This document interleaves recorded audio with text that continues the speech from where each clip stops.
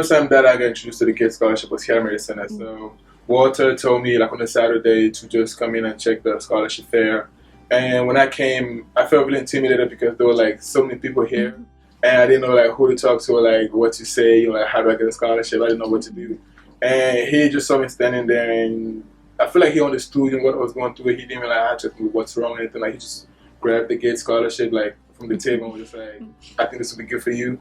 And he gave it to me, and like when I read about everything, it was just like too big. I felt like it was too big for me.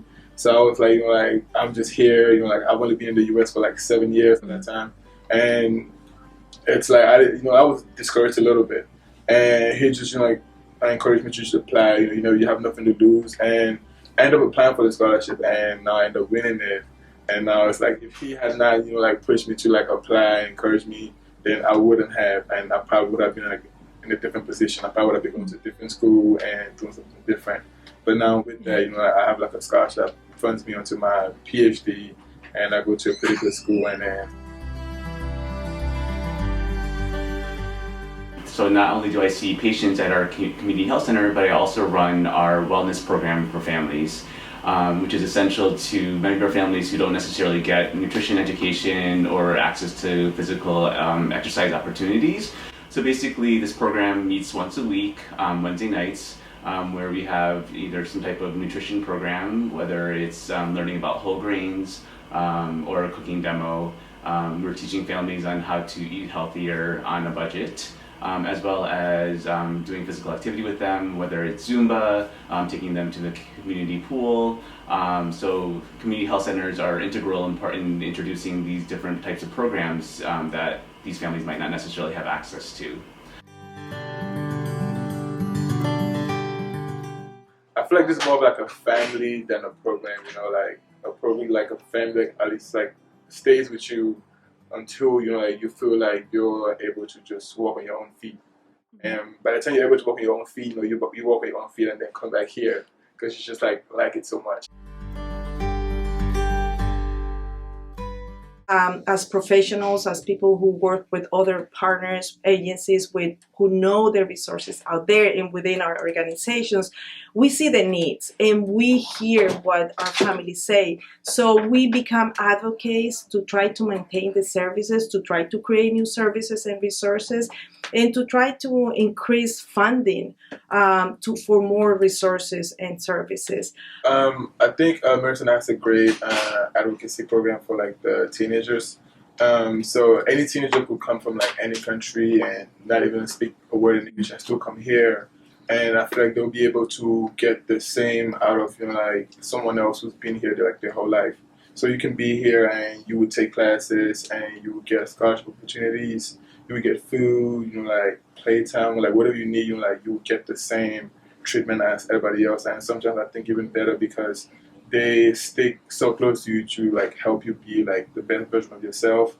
So I think Medicine has definitely a great advocacy program for like the teenagers. Advocacy in community health centers is essential. It's essential to give our patients' experiences a voice and a voice to people that can help implement positive changes for our patients. I think one of the biggest roles of community health centers is working on addressing healthcare disparities. That's one of the things that we do best, and advocacy is a big part of that. So testifying to city council, going and writing our state legislature, our federal legislature to try to make policies that are more beneficial for our patients and trying to improve outcomes and improve the way that we deliver care to our patients. The great thing about Unity Healthcare is that we have a lot of people here that are passionate about advocacy, so it's ingrained in part of what we do. We provide primary care to patients across all ages, but we also, in addition to providing that direct care, coordinating with our social service departments, our mental health clinicians, we provide wraparound services for our patients.